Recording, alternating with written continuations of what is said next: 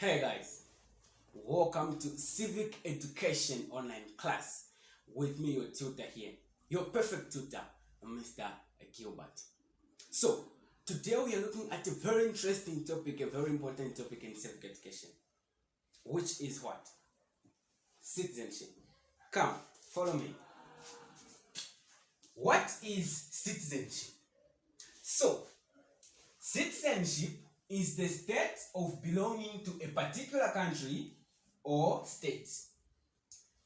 The state of belonging to a particular country or state. What does this mean? Let me give you a practical example. You and your relatives.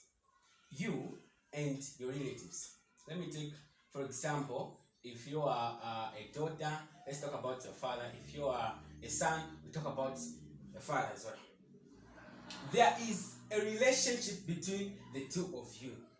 There is the relationship. The what? The relationship. What relationship?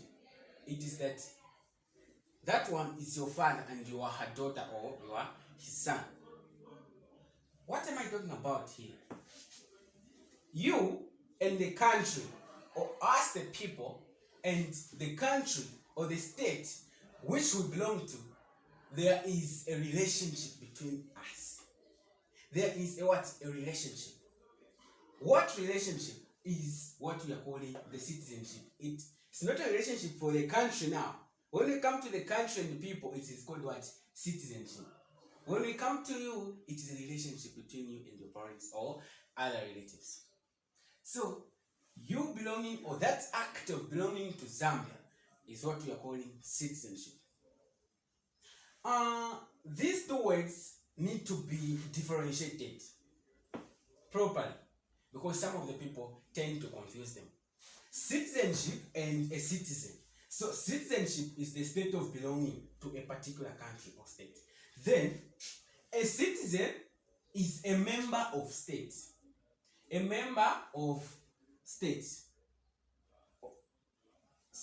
A citizen is a member of a country or state.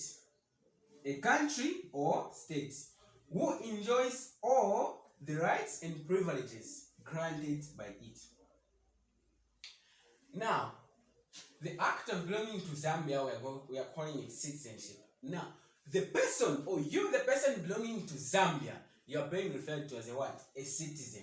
You are a citizen, a member of a country or state.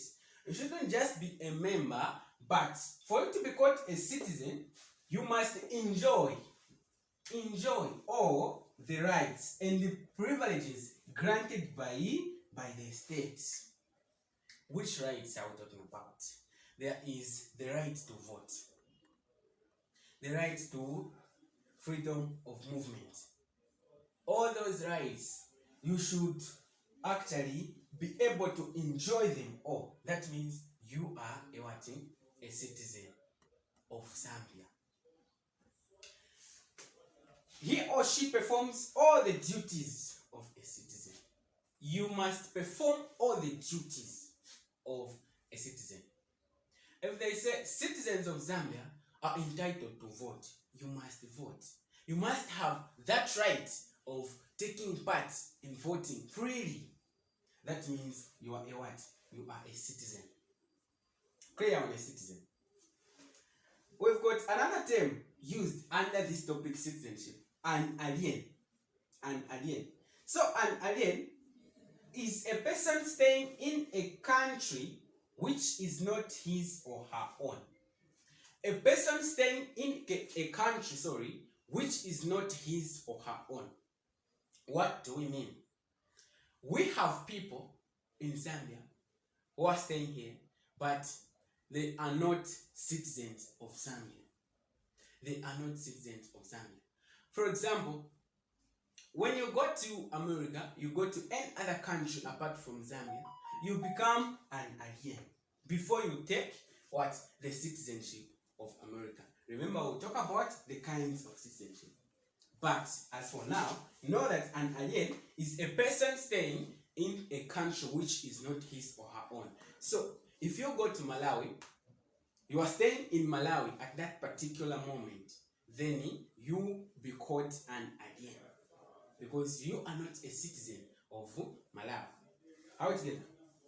Now, we need to talk about the kinds of citizenship because we have some people from other countries, but they are staying here in Zambia and they are citizens of Zambia. How did they get that citizenship? That's what we need to talk about here. Follow me nicely.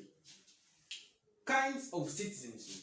We've got two kinds of citizenship. The first one is natural citizenship. Natural citizenship. And the second one is naturalized citizenship. What are these kinds of citizenship? Let us discuss natural citizenship. Natural. So, natural citizenship is a kind of citizenship which is regulated by two aspects: jus soli and jus sanguinis. Jus soli and jus sanguinis. What does this mean? When a country determines citizenship by jus soli, then place of birth is used. Place of what? Place of birth. What do I mean? A practical example here. A Zambian parent woman gives birth to a child in Malawi. Whilst in Malawi, that person gives birth. That means under jus soli, that child will be considered to be a Malawian. That child will be considered to be what? A Malawian. Because jus soli says the place of birth determines citizenship, regardless of the citizenship of the parents. Even if parents are Zambian, as long as that person is born from that particular country, then he or she will be the citizen of the same country. That's under jus soli. What of jus sanguinis? Jus sanguinis says blood relation and descent determines citizenship. Blood relation and descent. So this means a child assumes the citizenship of the parents regardless of the place of birth. These two are opposite to each other. This one, a child takes the citizenship of the country where he or she is born from, regardless of the citizenship of the parents.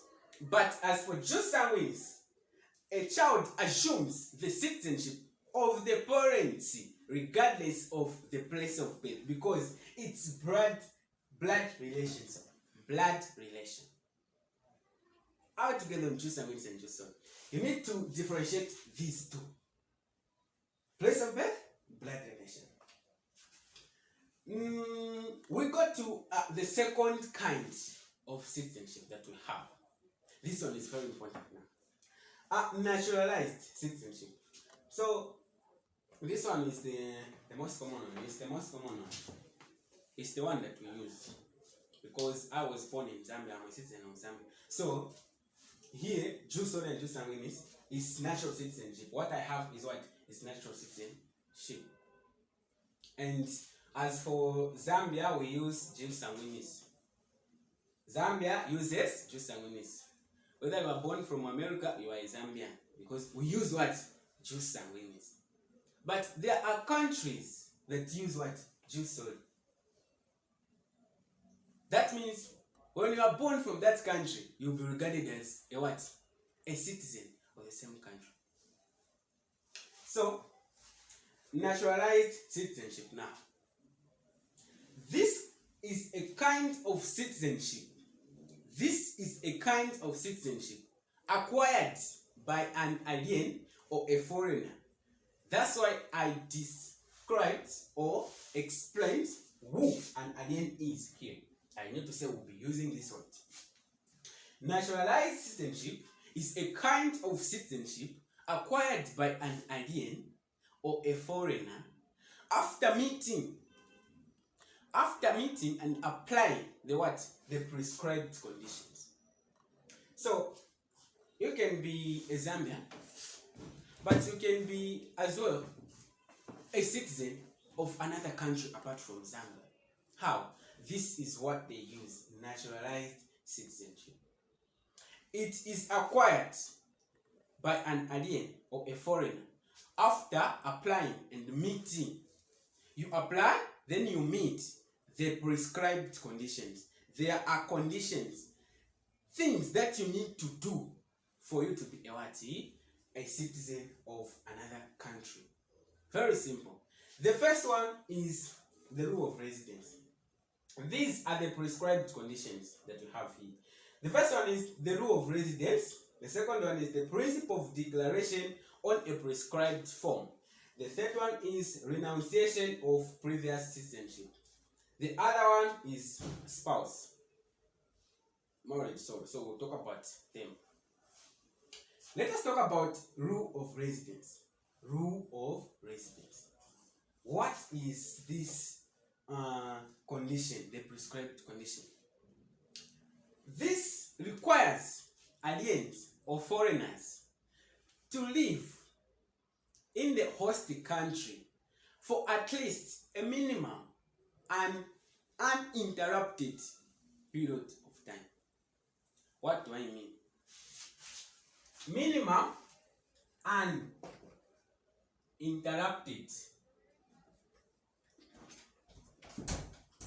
uninterrupted or undisturbed. That means aliens are required to stay in the host country for a continuous stay of a certain period. You should stay in the host country continuously for a certain period. Each country has got its own specific period. So, for example, in Zambia, aliens are required to live about 10 years, a continuous stay of 10 years. 10 years. That's when they can be able to apply for what? For citizenship. So, the rule of residence requires aliens to stay in the host country for at least a minimum uninterrupted period of time. That is the rule of residence. We've got the principle of declaration on a prescribed form. The principle of declaration on a prescribed form. This one is simply a form. It's simply a form. When you are given that form as a foreigner, you are a foreigner, then you are given the principle of declaration on a prescribed form. It only requires you to fill in that form.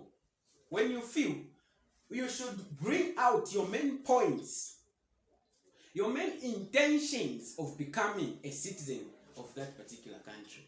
Why do you want to become a citizen of Zambia? The principle of declaration on a prescribed form will ask for that. It's just a form, then you fill. After filling, that's a prescribed condition. That's why we are calling them prescribed conditions. Then there is renunciation of previous citizenship. Renunciation of previous citizenship. This only requires a foreigner to give up the previous citizenship. Or I'm from Malawi. You are from Malawi, and then you take oath of allegiance. You take oath of allegiance. That means you become loyal now to the host country. Simply become loyal to the host country. Simply start taking part in participating in decision making at all levels. That's what it means by renunciation of previous citizenship. You take oath of allegiance. You become loyal. You become patriotic to the what? To your host country. Since it's the one you want to become a citizen. You want to become a citizen. So you simply take oath of allegiance for you to become a citizen of your host country. That is renunciation of previous citizenship. And this one, it comes in an exam. It says, what do we call the act of leaving one's country to go and stay elsewhere? It is called expatriation. Expatriation.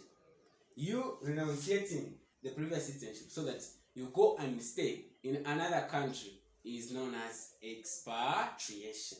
Expatriation. It comes in an exam. Expatriation. Then, as a citizen, you become a citizen. Then you start doing things contrary to the rules or the laws of your host country. Your citizenship may be taken away.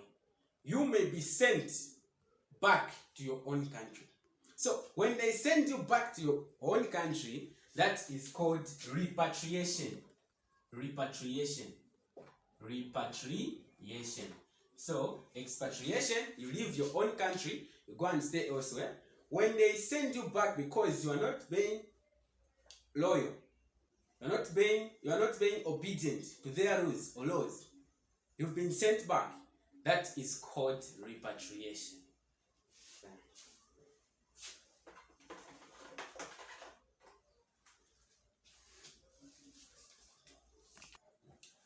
Okay, so here it was not correct. Oh, it was not clear, sorry. So I've written it here. Renunciation of previous citizenship. This is what we're talking to say, expatriation. Yeah. You give up your previous citizenship from the previous country. Then you take oath of allegiance to the host country. Then there is marriage. A spouse can acquire citizenship. A spouse can acquire citizenship through what? Marriage. For example, the husband is in Zambia, then the wife is a citizen of what? Of America. The husband can go to America and acquire the citizenship from that country. However, this also requires the renunciation of the previous citizenship. It also requires the spouse to give up the previous citizenship. We are going to talk about now the qualities of a good citizen. Qualities of a good citizen. What are some of the qualities of a good citizen? Now that you have become a citizen of a particular country, we are talking about the prescribed conditions which you can do for you to become a citizen of any country that you may want to become a citizen of. So, you need to be a good citizen so that you may impress the people in that country. How can you be a good citizen? Let's talk about the qualities now. The first quality is living up to democratic principles. Living up to democratic principles. What does this mean? Living up to democratic principles. This means, as a good citizen, you must be willingly to take part in the affairs of the country. In the affairs of the country. For example, you exercise the right to vote. Voting. That's what living up to democratic principles, because that is stated in the constitution of the country to say a good citizen should do what? Should vote. So, one of the qualities of a good citizen is living up to democratic principles. Secondly, contributing to national development. Contributing to national development. This means, as a good citizen, you must be giving a service to the nation which can develop that country.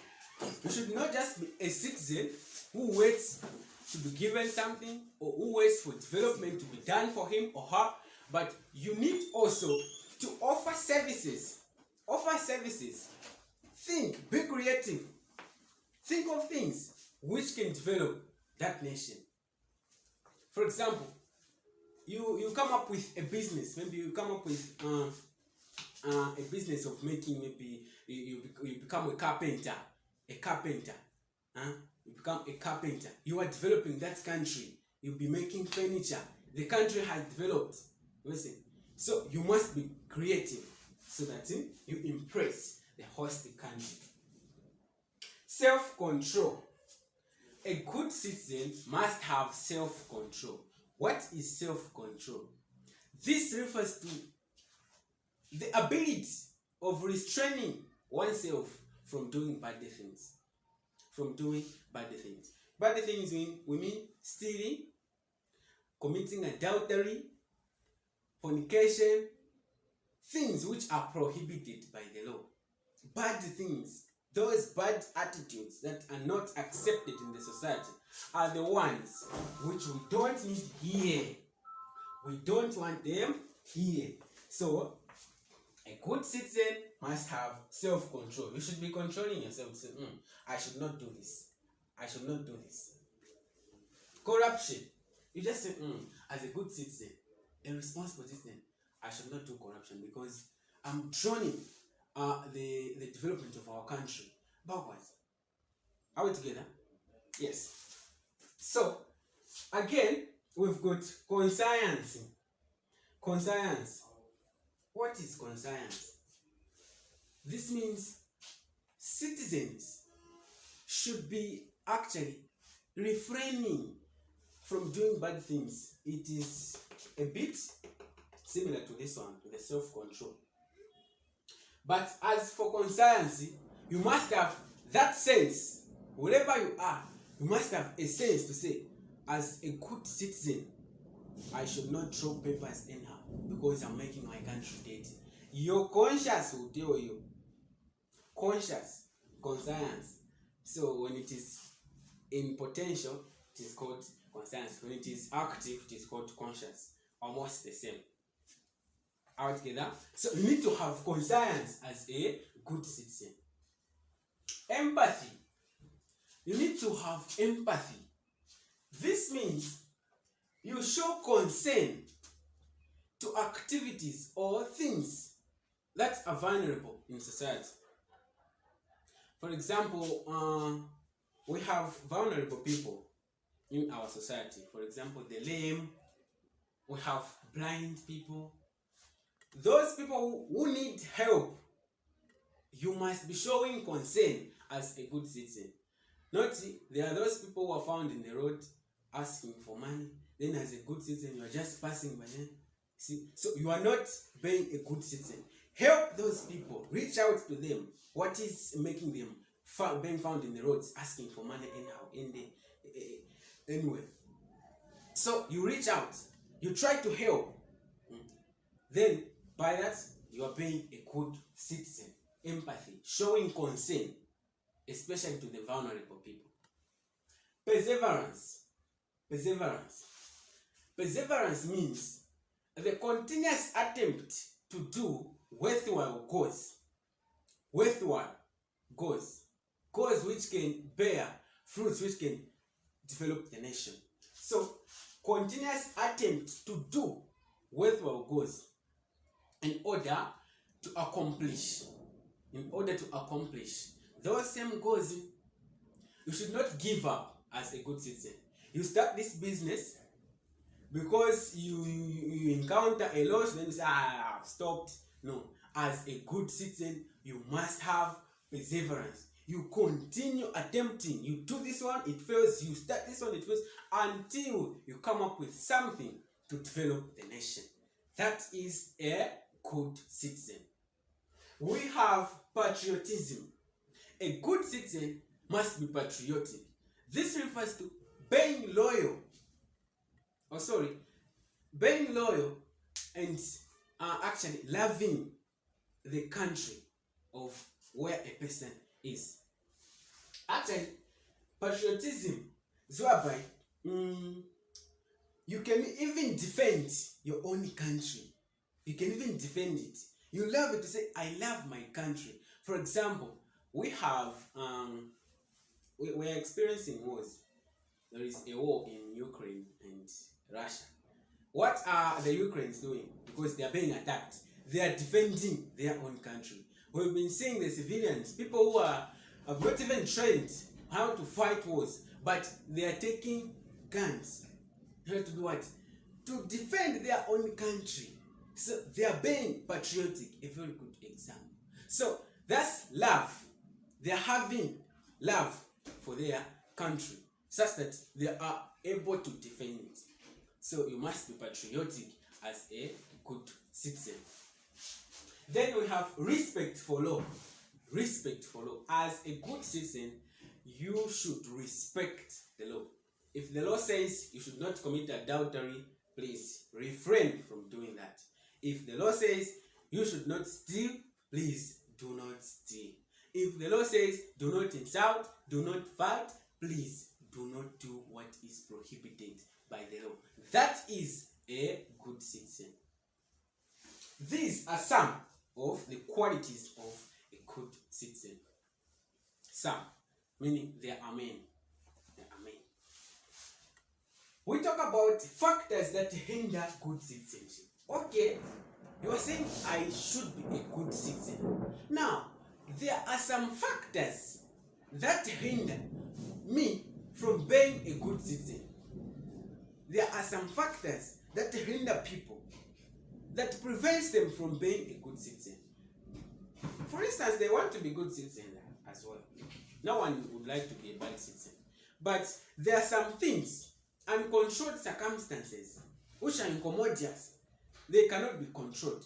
That's why we want to talk about them, these factors, so that maybe we can try to defend ourselves.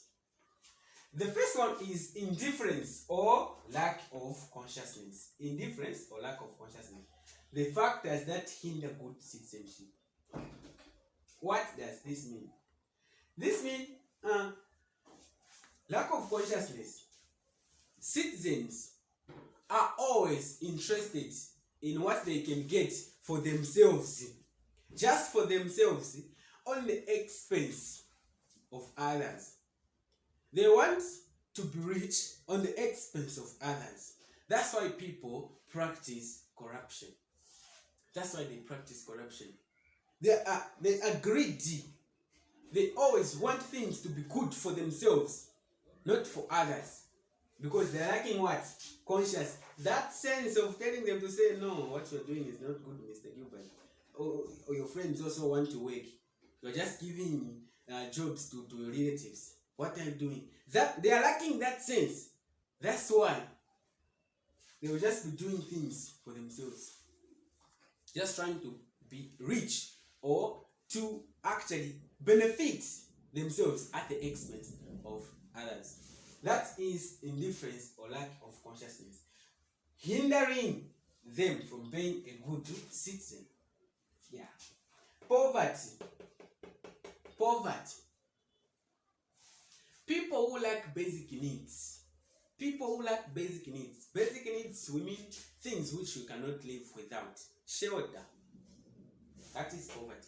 Shelter. You don't have food. You don't have clothes. Those people who lack those things, those items, are not interested in the affairs of the nation. How can I go to vote when I don't have food in my home? I don't have clothes. What will I wear when going to vote to the polling station? So, those people do not have interest in the affairs of the country or of the nation. Instead, they are concerned with doing what? Sustaining themselves. They are trying to fight what? Poverty. So instead of participating in the affairs of the nation, they are this side trying to fight their poverty, trying to find food, struggling to find clothes, find shelter. Hence, they don't have that actual ability or that interest of participating in the affairs of the country. We said a good citizen should participate in the affairs of the nation. Now, they cannot participate. Hence, they are being hindered from being a good citizen. Ignorance. Ignorance means uninformed citizen actually cannot perform well when it comes to participating in the affairs of the country because they lack the sense of judgment, judging what is right and wrong. Judging what is right and wrong. They are ignorant. For example, it comes to vote. Or this is how to vote. Those ignorant people who don't know how to actually maybe use the ballot papers will not have access to voting because they are uninformed. How together? Ignorance prevents them from being what? A good citizen. Then defects in the electoral system. The electoral system, this is a system used to elect our leaders. So now, when there are defects there, this one wins, the elections were rigged. Those defects, those problems, those interruptions faced in the electoral system, citizens may lose interest in voting. You may say, we voted for this one, but this one, how come? This one has won the elections. How come? Citizens may lose interest in those affairs, hence they'll stop participating. That's preventing them from being good citizens. Then misinformation by the media. Misinformation by the media. When the media twist information, instead of reporting that this is what happened, they report something else. Then citizens may be misled, and hence they can be doing things wrongly because the information that they have received is not correlating with the correct information. So these are some of the factors that hinder good citizenship. There are many. We have talked about factors that hinder good citizenship.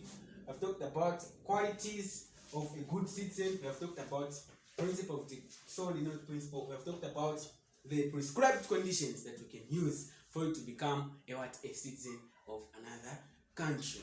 It has been your teacher, Mr. Gilbert. This will be in two parts. We are remaining with the ways of promoting good citizenship, qualities of a good citizen, and other subtopics. The next video will discuss those. Thank you.